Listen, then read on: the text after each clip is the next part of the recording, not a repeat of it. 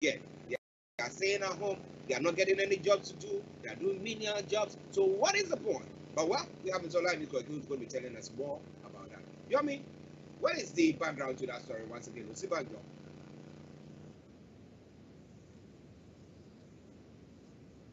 Quite right. Just yesterday, bear with me because we're also transmitting to all the other platforms as well, and I think we're good to go. Yes, as I was saying that headline myself this morning, straight away it clicks back that it was just under 24 hours yesterday that we were discussing the same issue regarding how many you did ask me how many out of school Nigerians do we have presently, and I gave you a data of almost 13 million. And it's quite sad that not just linked to this government alone, which we have to be honest, but it has been so for a very long time. The negligence of a system that have failed. The headline says Nigeria cannot progress with many children living in poverty and out of school. From the data that I have with me, which I use all the time, we have according to the World Poverty Clock. This is the data from the international level that tells us how many people and what countries and what numbers. And Nigeria still remains the capital poverty of the world as I speak to you today. Nigeria still remains number 3, the Global Terrorism Index. And I'll be discussing more about what the United Nations Security Council is talking about ISIL, because they have now become the epic center in Nigeria and some other African countries. But we come back to that in about a few minutes. At the moment, we have about 84 million people living in extreme poverty. So if I'm going to look at the age, let's look at the data age from 0 to 4. As we speak today, we have about 14 million of people that are between the age of 0 and 4 years old, both male and female in Nigeria. The total population we have is about 214 million. So let me change the data again and give us from 5 to 9. So from age 5 to 9 and 0 to 4, in total, in combined, that is about 28 million. But if I go back to just highlighting just the if I highlight the 0 to 9 bracket, we have 13 million. So you could see that more Nigerian children are not just not out of school, but they are already in what we call the bracket age of poverty level in Nigeria. And that is quite worrying for not just this government, but for millions of Nigerians that have asked the question, what went wrong? So let me go a little bit again, into that. The vice president says that Nigeria cannot progress as it grapples with a large population of children battling with privation and out of school. At the heart of the at-risk children program is the ideal that every Nigerian child count. A nation will be measured ultimately by how it treats its most vulnerable citizen, Mr. Sibajo pointed out. Well, listeners, Starr Radio UK, Mr. Olayomi Koiki bringing you update from Nigeria. But we have Frank here, so let's look at because this I'm looking at the children who are the future of that country and across Africa.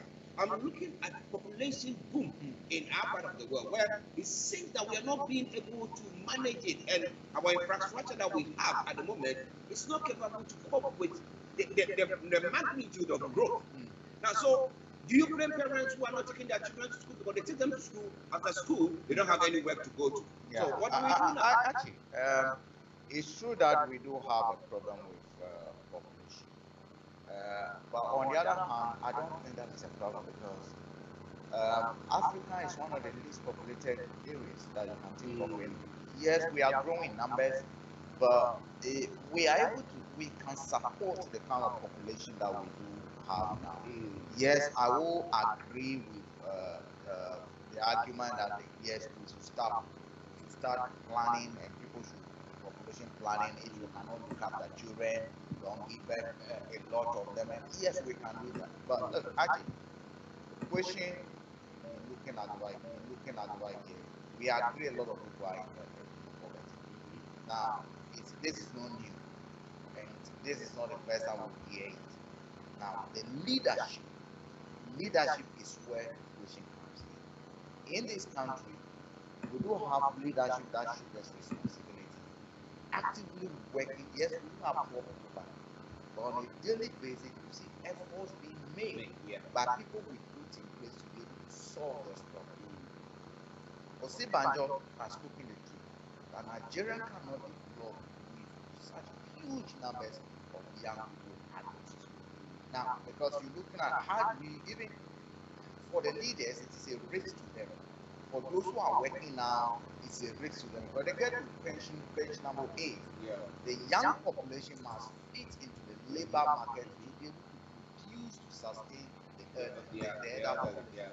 And if you don't do that, then old age poverty, which sometimes we do not talk about, is what again is another huge. But we normally forget about these old age people, or elderly people.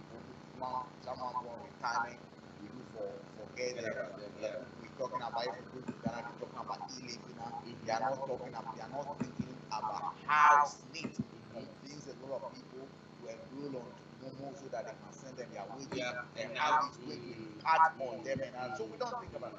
But the very, very question our answers. Osibanjo has been government now for over 5 years. What issue as a leader that under my watch as a vice president, this is what we can actively and aggressively do. That is what Osibanjo is. But let me ask Yomi, you know, we have, let me acknowledge Amaya first. Amaya, good morning to you. It says good morning to Archie, Frank, and Koiki. Yes, good morning to you, Amaya. Nice to see you once again. Hope you are doing very well. But Yomi, I'm looking at the duty. Frank is asking what has Osibanjo done and what he's been the vice president. Do we have some strong hands that seem to be, moving the chairs? And not the particular people. So I'm talking about the president himself, the vice president. They are there, but they seem to be puppets, and there are some strong hands who determine what to be done or what has to be said. Is that what goes on in Nigerian politics as well? Well, a lot goes on in the Nigerian policy. It's all about the investment. If you don't invest in the people in the first place, then it will be very difficult, to see, the growth within the community. And community development is one of the key aspects in every part of the globe. I mean, if the community is not even structured in the first place, then, yes, I remember somebody even saying that, I think when Babangida, during the military era, was putting out there that we must regularize the amount of people that are giving birth, and people were a little bit worried about it, and they couldn't understand why. But maybe now people might be asking, was it because so many children are out there, not just in the northwest, in the northeast, in the southwest, in the middle belt, and every part of the country? Is because investment that are meant to go through the community from the local government have not arrived to the channel that is meant to be, and that has led to where more poverty continue to grow. When I go back to the clock, on these data that we've just been reviewing on the world clock, I take us back to 2016. That was just a year after the Vice President Yemi Osibanjo and Buhari government came to power. We have a total number of 70 million Nigerians that were out of people living in extreme poverty. And extreme means that when we talk about extreme, what are the index of extreme poverty according to the United Nations? I've been able to review this so many times, and when we talk about people living in extreme poverty, this is what United Nations is saying: extreme poverty, deep poverty, abject poverty, absolute poverty, destitution or penury is the most severe type of poverty. So when the word extreme is used, these are very, very penury, destitution. That means anybody will do anything, and that is why we've seen ritual killings by 15, 16-year-old. You probably want to ask why a 15 and 16-year-old are doing ritual killing. You probably want to ask, why a senator that is sitting on a fat salary, but yet a teacher, cannot get the salary paid in time. Yesterday, I was looking at one, we'll probably call him not just an activist, but a journalist as well, Olayomi Hamzat, where, almost close to 100, old pensioners working with the federal government, precisely, whether on the rail. Some of them were cleaners at the university. They've all retired, but or their pensions are not paid. Then the question is, how do they look after their grandchildren or their children that will then look after their own grandchildren as well? So going back to the United Nations definition of extreme poverty, it is characterized into deprivation of basic human needs, including food, safe drinking water, sanitation, facilities, health, shelter, education. So you could see that Nigerian children and millions of Nigerians are under reason why we are being put into the capital poverty of the world, people living with extreme poverty. This government hasn't done much as we saw Sanwo-Olu parked on the side of the street asking 2 Nigerians why they were out of school. But when we still talk about 13 million of them out of school as of today. Yeah, you see, Archie, that is a score. I mean, in fact, it's a score sheet of Osibanjo. I mean, which in all, I mean, if you look at it, it's a fake. Because at the end of the day, you promise the people you cannot help them. At the time of assuming office, we got a certain number of people. If you have actually delivered or doing something to deliver, you should see that number declining, right?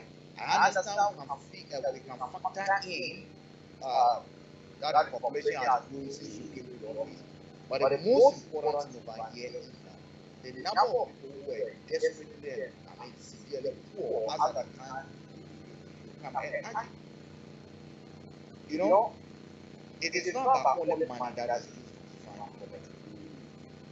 Olayomi was talking about different types of poverty. See, in our part of the world, like Nigeria, when you are hungry, an ant can give you food, right? Yeah. You can walk somewhere, a friend can help you out. To be able to get to that severe, desperate situation, it means that all your networks that will give you that safety net. That safety net is like mosquito net that you say now. You add it up in it. So at the end of the day, there's nothing, you know, when there's a trampoline and you are falling, you land on the trampoline. This time round, the trampoline, although might be there, their holes in it is roughly taken out. So the ant that you go to cannot even support you. That is where you become desperately poor. It's not like you are talking on you as an individual. Yes, you are an individual, but all the networks around you are also equally poor to the extent that they cannot support you. Any resource base around you, you cannot. You understand? That is the situation we're talking about. So if Osibanjo has come to power, we have X number, we see X minus against that. So if we are seeing X plus, and he's telling us that yes, these people, what have you done? And that's the situation. As leadership, you can talk good, but you're trying to be a president. What have you done? Show us a proof that at least when you were in power, have been able to reduce extreme poverty by even 100, 10, 1,000. Show us that evidence, but the evidence you have is that it has rather increased. So you fail. Well, Frank said that Osibanjo failed, but here, Amala is also saying Nigeria is in chaos. Osibanjo is a member of this government, so they are all failure. This government is just toiling with the minds of the masses. If you are listening to us wherever you are listening to us this morning, do you think the government of the federal government in Nigeria have done good when they took power or when they came into office 5 years on? How many years now? It's more than 5 years now that they came into office. Now, how has the poverty rate gone down or risen? If you're experiencing it, so we wanted to tell us about that. But it is the Friday edition of the morning show, updates from Nigeria, where we have Mr. Olayomi Koiki in the Northern Nigeria Studios, and with me here in the studio, we have Mr. Frank Davis. And let's go back to Yomi for some of the other stories making the rounds. Go back to you, Yomi. Thank you very much. Let's quickly say good morning to those that have joined us on all the other platforms. I say good morning to you, Terry Maladi. Good morning, Kunle Shita, that says good morning as well. And likewise, one or two comments before we go into the headline. Olutobisi says, I agree, Nigeria is not really a country. And he also says, everybody, they hustle to make money. Good morning, Omoge America, and those that have joined us on Instagram as well. Let's go into some other headline coming out of Nigeria. What a very sad news from Ibadan, or your state capital. When we talk about Oyo State, is the biggest, city. Ibadan is the biggest city in Africa. But yesterday, there was a robbery operation that was witnessed live as it was happening, and it was being broadcast back to UK and globally. Almost about 60,000 views on that particular video with one of our team back in Nigeria yesterday, while there was a kind of a robbery from the money that was being taken to either the bank. I can confirm that 13 people died yesterday on the spot. 2 policemen were killed. The money was eventually taken away. There was nothing of security personnel, not emergency. And you can ask the question again, is the lives of Nigerians not as better as the lives of those outside, the other part of the globe? Like I said, this news was when the bullion van was taking money, and eventually it happened at Iwo Road to Idiape area of Ibadan, Oyo State. Like I said, multiple fatality, and there was a particular baby that was in the vehicle that I believe the father was killed, and then we only hope that things will change and the security operatives will increase, within the vicinity.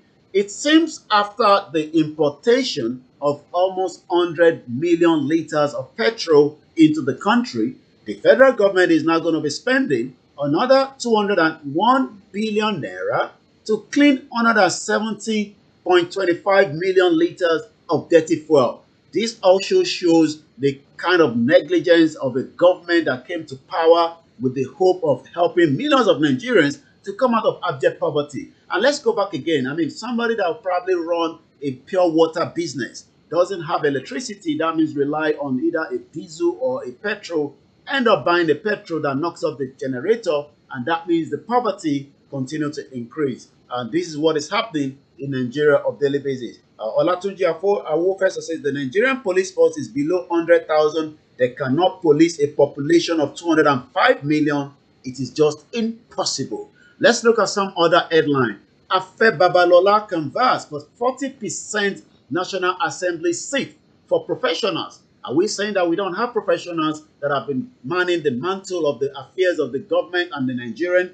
The legal luminary and the founder of Afe Babalola University in Ado-Ekiti, Are Afe Babalola, a senior advocate of Nigeria, SAN, on Thursday yesterday suggested that professionals should occupy 40% of the seat of the National Assembly. But sometimes people might say it's not necessarily that you have that professional there, but maybe I'm wrong. But we remember that when this government was coming, we were unable to find the school certificate of Buhari, but we were told that he has the competence because he was one time a military dictator and he knew what it could do to make sure that millions of Nigerians, as he was coming in then, would probably have a better life. So let me look back again at the word clock. I did say that if we have acquired some of this poverty from the previous government of a failed Jonathan government for 16 years, then it was 70 million in 2016. The number never came down, but it continued to go up. In 2017, the number rose by another almost a million plus, leading to 71 million people living in extreme poverty. In 2018, it went up again to 73,360,303,000. Then in 2019, it rose up again to 77,900,439. In 2020, the number went up by 84,856,597,000. And that number doesn't seem to have gone up at all, because as we speak today, it's still standing at, as at last year, the new data hasn't been updated yet, but 86 million as it stands. So the other headline that we have is also coming up now. As you continue to join us, this is Starr Radio UK. Remember, when you're sending money home, which is very vital for millions of people that have their family back in Nigeria, because of the inflation, things are becoming more difficult. Remember to use SendWaves. Remember to use S4. The Star code will be the code that gives you the first discount is S4 Star, R for radio, and be guaranteed that the money will be received as quickly as possible. Border crisis. The NBC urged Plateau and Taraba community to abide by the agreement that was put together in 1996. The two states accepted bilateral agreement and a boundary line which was sanctioned by the NBC. According to what we know, the National Boundary Commission has urged Plateau and Taraba communities to cooperate and allow completion of a seamless border demarcation between the two states. Adamu Adaji, NBC Director General, made the call on Thursday in Abuja during the joint meeting between the delegates from the two states. You might be wondering why these two states are having difficult. This is part of the reason why more Nigerians are saying the unity is not there. We are just being forced to live together, and the boundary will continue to create more problems.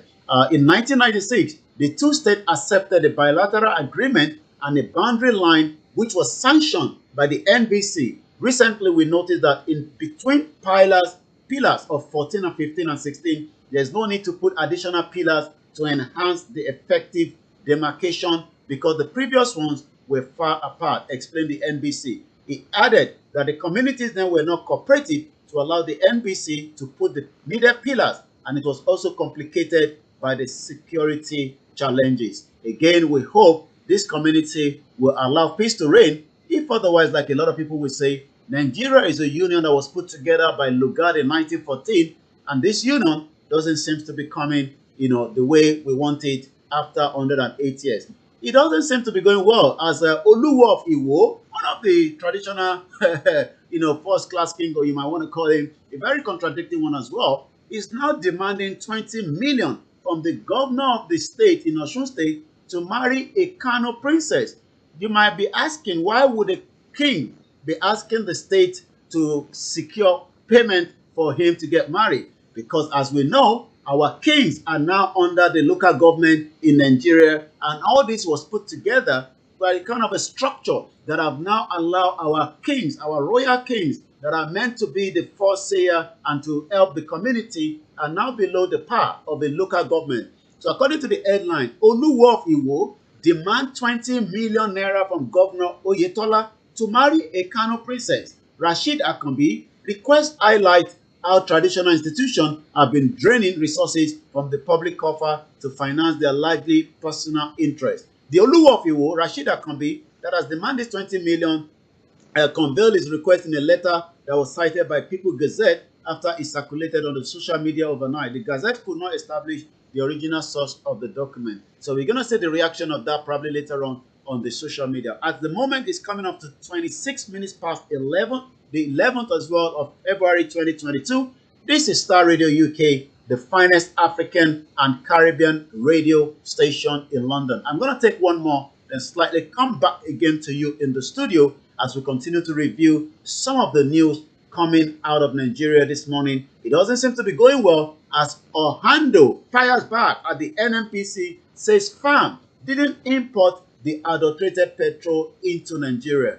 The Ohando PLC has said it did not import adulterated premium motor spirits into the country, in contrast to what the Nigerian National Petroleum Company have said. Mr. Archie, I've been looking back to Global Witness. I don't know whether Frank or yourself must have come across some of their articles. They campaign for resources in different parts of the world, whether in Ghana, Uganda, Sierra Leone. For a particular video I watched in one of the documentary on the YouTube by Ted, one of those that did that documentary said the reason why she went away from being a normal journalist to become an investigative journalist because she ended up in Sierra Leone and realized that the amount of resources there is not helping those inside the country. So she now become part of this Global Witness.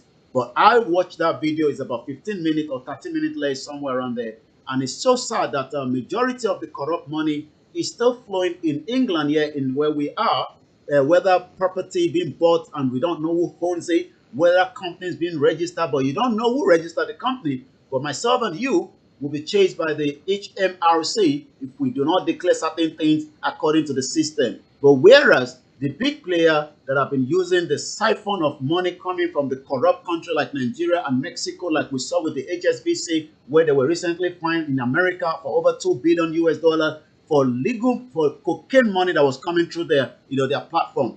When I watched that video, it made me realize that things has already fallen apart in Nigeria, and Nigerians will become that part of the world that millions of people will not be able to be safe. When I come back to the second edition of this broadcast, we'll be looking at ISIL, that have now become part of Nigeria, according to United Nations Security Council, almost some less than 48 hours ago. Let me come back again to you in the studio with Archie and Frank.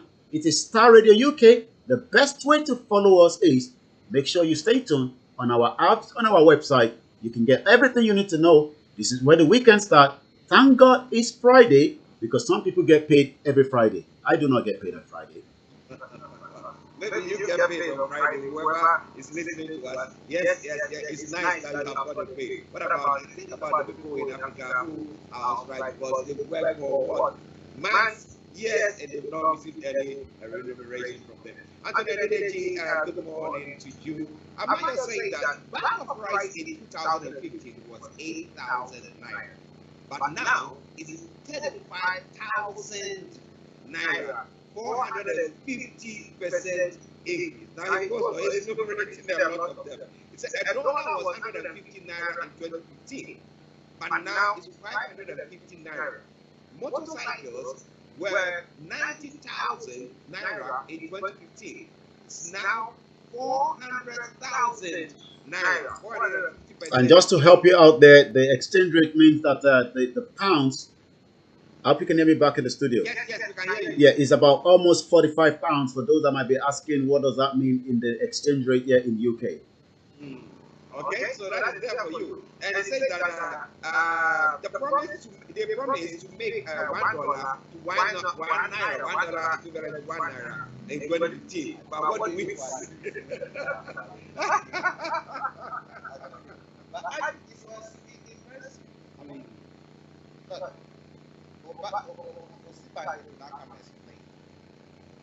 How does it, come out to say that between 2015 and our supervisor, part of the increment of poverty from 70 to 88 last 7 years, that is 80% increment. Unacceptable. And for me, anything that we do now, Nigerians should get yes and ask. Prove us. Because if this one are who want you, if I want to follow you for the last 6 years, this is how far you got that. If we're going to follow you again, by the next 7 years, we are still on the next level. We're on the next level, Frank. This is the next level. They started with the change in 2014, 2015, but we're still on the next level.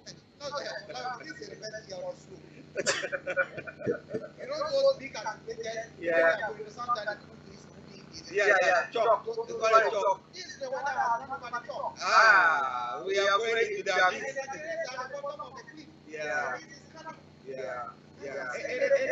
It is sad. I don't know, but let's look at, global trend at the moment. Here in the UK, we're talking about increment, talking about inflation, we're talking about a lot of things.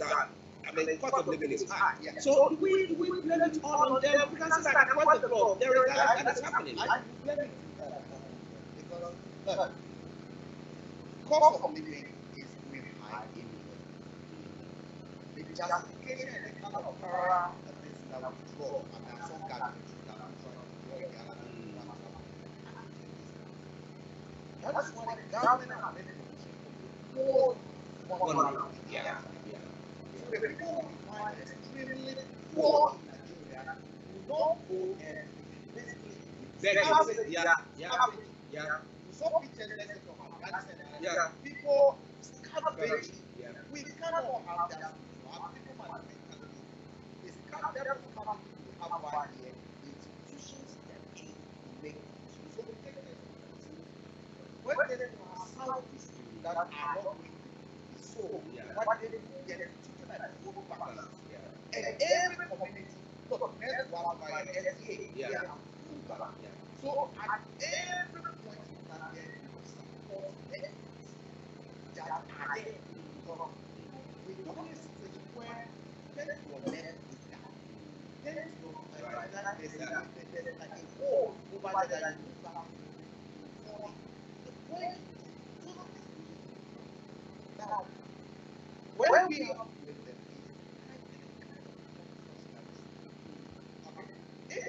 hand, nowhere has a population of around 7 million. Yeah. Okay? Their oil fund,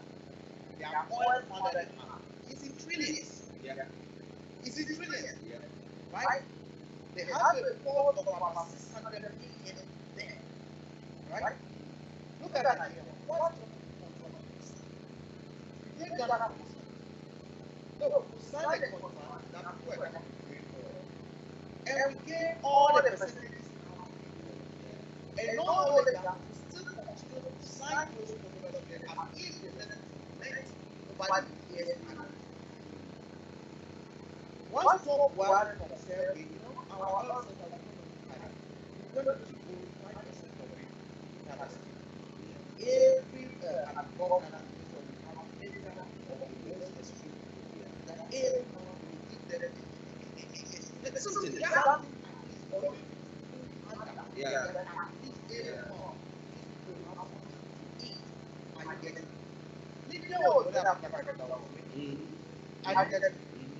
You look at what happened in Nigeria when this COVID issue Yeah. politically thinking wizards and witches were stolen food. Yeah. That was They many were people desperate. were desperate for their political. I was telling somebody the other time, it was Friday, last Friday, and we're on a platform. All Christians right now, anyone who goes to pray against the demon and the devil and not pray against the government, They should be praying against the government. Let the devil pray. all the prayers that we bring Nigeria, we all have to say that we have it. If we not focus our attention on these people who are living the life of our children, we are praying against it. It's a waste of time. Well, don't pray against them. You know the devil, so you can fight them directly. Let's start in the UK. But let's talk about the adulterated fuel, where Ohando as a PLC has said that look, we don't have a hand in it. So who imported that into Nigeria? That was going to cost the government 201 billion naira to put it right. Well, the question is that the government knows who import them in. This has been going on. It's not just something recent. I think they must have probably diluted it more than what they should have done before bringing it to Nigeria. Because people have been, we talked about it yesterday. Farouk Karogi says, he has talked about this issue almost some few years back. So it's not something that is new. But the problem is that most Nigerians do not focus on some of these issues, and it becomes exploded into where we can now say that more people are discussing it. So this is something that the government have said that on Hando and some other individuals that are involved will have to be penalized. But Ohando is coming out to say we don't know anything about it. But the question then is as the government now left this particular sector that is so corrupt. When you talk about NNPC, it's one of the corrupt, segment of not just this particular government, but all previous government that have managed the asset that belongs to Nigerians, as it's so to call. And this is some of the reason why some are saying, as much as you might want to be part of Nigeria, but the system doesn't seem to be working, and the union doesn't seem to be working. And that is why we put out the question on our Twitter handle since yesterday. It's going to be there for another 5 days. The question is Yoruba Nation or the 2023 general election.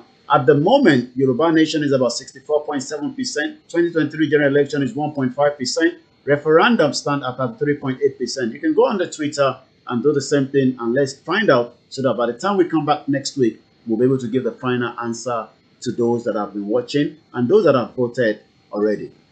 Okay. Listeners, Amaya is posting. Let me read the comments. He said they promised to build one refinery yearly in 2015. But so far, zero has been built. Now revolution, now referendum, now freedom, now. Okay. Now it's like this fall apart and the center cannot hold. They've exhausted. They've exhausted all their strategies. It is not working. The answer is self-determination. The final say the economy is fighting the wealthy, the rich, the medium, the poor, the extremely poor, because they all visit the same market and the survival of the fittest. So That's why people will be involved in all kinds of crime, because some way, somehow, people have to leave. And how will they do that? But let's go back to Yomi for some of the other stories making the rounds in Nigeria. Over to you. Yes, sir. I'm just going to go straight, as we said already, that the epicenter of ISO is now in the continent of Africa, according to Vladimir Voronkov, under the Secretary General of the UN Office of Counterterrorism, said the threat from Daesh, the network's long name in Arabic, is still very real in both Syria and Iraq, where the groups retain an estimated 10,000 fighters and continue to carry out hit-and-run operation, ambush, and roadside bombs. But that is not the issue. The issue now is, according to the General Secretary, the Under Secretary General also reported on the expansion of the network and its affiliate beyond Syria and Iraq, which he said is now moving to other parts of the African continent. The epicenter of the group activities now appears to be in African continent, with terrorist activities intensifying in the Central and West Africa, especially Burkina Faso, Cameroon, Democratic Republic of Congo, Mali, Niger, and Nigeria as well. And Nigeria is literally on top of all these other countries that have been mentioned. When I looked at the Global Terrorism Index, Nigeria stands at number 3. And attacks increasingly reported in the border area between Mozambique and Tanzania. But the problem down again is, this is spilling over beyond the continent. It urged countries to use every tool at their disposal, to sustain import gains made against Daesh, preventing its further regional expansion, containing its attack. So we hope that things will be done to secure the lives of Nigerians, and that will then take me straight to what is trending on the social media this morning on Twitter. Once again, it is still your finest African and Caribbean radio station in London, where we continue to give all the news and the headline coming out of Nigeria. And this is where the weekend starts as usual as well. So when we look at what is trending on Nigeria, quite a lot is trending. When I look at Osonto Okonkwo at General_Osonto, British professor James Lindsay speaks on the Biafra fight for independence from Nigeria. He talked about the Biafran genocide and the Britain role in the war, Mazi Nnamdi Kanu and the IGBOHO movement, a call for referendum. And this again is part of the reason why the agitation is still going on, both from the Biafrans, those that want the restructure, those that want revolution. So quite a lot of mixed bag of different things, happening in Nigeria, and we can only hope that things will be resolved before the 2023, election, so that there will not be any kind of war inside the country before then, because a lot of people are a bit more worried of what might happen as well. So I'm going to take a couple of more and come back again to you in the studio. More Nigerians are more concerned about the killings that took place, not just in the in Ibadan yesterday, but we've seen more of these killings that is also happening across other parts of Nigeria as well. Genocide is still being committed by the Nigerian government, in as much as there's a denial from the military, but we do know that there's evidence to indicate that the military has been killing more people in the southeast and likewise in the southwest. According to Azibu Chibuzo Biafra, the killing is too much in eastern part of Nigeria. Where are the United Nations Human Rights, Amnesty, Europa, Amnesty US, WHO? These bloodbaths has to stop. Innocent people were sent to their early grave and the world kept mute. It's time to come to our rescue, and the time is now. It's coming up to 11:42. I'm going to slightly come back to you in the studio, but before I do so, Naferati at First Ladyship says, to solve Nigerian problems, fix the refineries, People's Constitution, remove petrol subsidy, NNPC must become a PLC, restructure the economy, no impunity for the governors, give education 30% of the budget, compulsory presidential debate, rotational presidency among the 6 zones. Are Nigerians agreeing to that? Or those that say enough is enough, it's time to go into a referendum and let's decide our fate, whether we still want to be part of Nigeria or not? Well, it's a good number of points that she put across, that if we do that, that will make Nigeria that's the better country that we are looking forward to. But let's look at the story quickly and then we go. That is pertaining to the UN accession of the Daesh in the sub-region of West Africa. Let me put it that way, because they are looking at Nigeria being, when it comes to terrorist level, being put on the number 3 there, and they will see their operation there. But the UN is saying that every country should do their best to fight. That we had a whole, and we have Syria that was doing this, and they couldn't. They couldn't. They had to get the West coming in to help them. Frank, do you think that it's about time that we need extra help from elsewhere to fight these menace? Because we are sitting on a time bomb because of lack of jobs for our people who are coming out from university and all that, who are supposed to be working. In addition to religious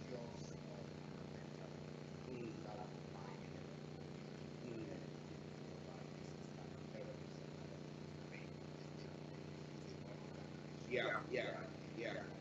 It looks like the audio from Frank is quite a bit low. Okay. They use the Islam, Quran, justified wrongly, and then go on. I do think that we should be looking at how they do some of this. I was looking at a report yesterday where a Ghanaian was part of this. By